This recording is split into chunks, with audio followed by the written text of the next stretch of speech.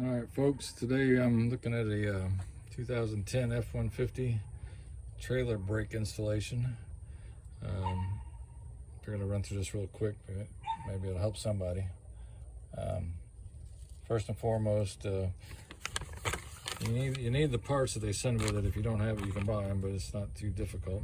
There's a kit that comes in with the vehicle, and in that kit comes a wire harness right there, a fuse, and a relay. The fuse goes in spot 21, so if you look over here, spot 21 be right there, and the relay goes over here in spot 9, which is over here in this corner. Those two parts right there, I'll install them here in a second. But this is if you're going to add an aftermarket brake controller. And I'll show you where the harness is on the inside, where that connects. And you can use these 4 wires, or you can get the jumper harness, Amazon, eBay. That's what I happen to have, but I'll show you that. But I could have used this harness if I wanted to do a little bit of soldering or put some wire connectors on it. But I chose just to get the pre-made harness. Okay, picking up where we left off, we installed the relay right here, 30 amp. And I mean, right here, and the fuse is 30 amp right there. Relay is right over here. That's so we can for our battery charging capability for the trailer tow package. So those are in. Again, if you didn't have it, you could get a 30 amp, and then you could go buy this relay from Ford.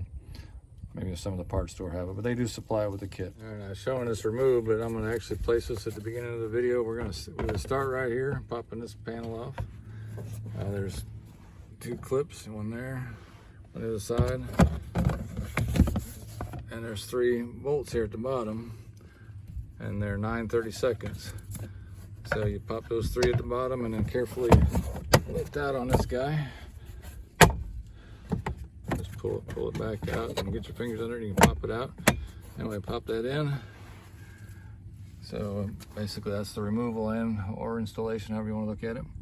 And there's your 3 bolts at the bottom, 9/32. Right behind here, you can see it, there's a wire harness right here. This was taped on tightly. I've already untaped it. The tape's right here where my finger is.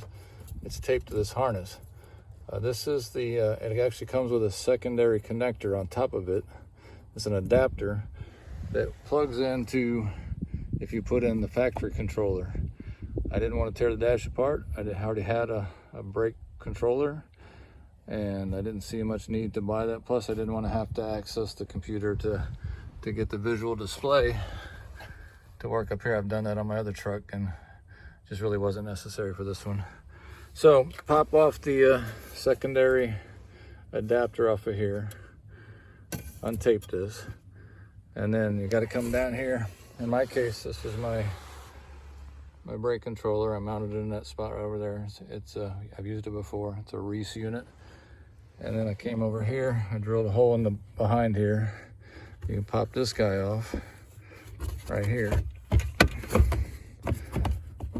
You got a little push pin here and here, and there's one on the other side. But up underneath here, I have my harness sticking through right here. Now I'll plug my adapter in from there, connect it to here. Should be golden. Mentioned the adapter plug, and I want to make sure you know what that was. So if you want to use the original or the factory controller that they put in the dash, you need this little adapter.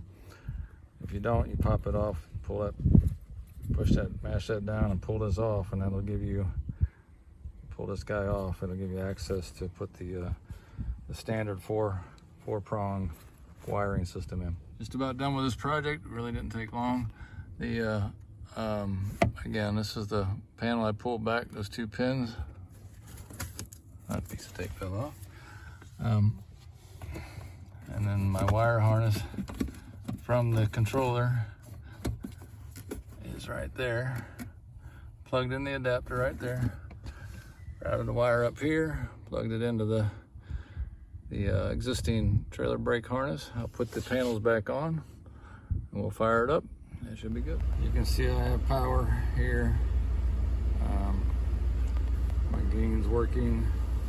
I don't have a trailer hooked up, so I'll adjust my gain after I do that. But this is a Reese unit, And it's a Tekonsha adapter. Like I said, you could have wired it in. It's 303/600 for the Ford.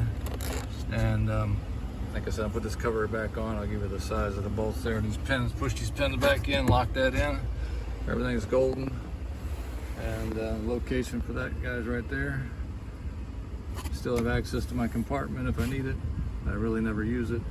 And avoided taking the whole dash apart. I know this unit works well.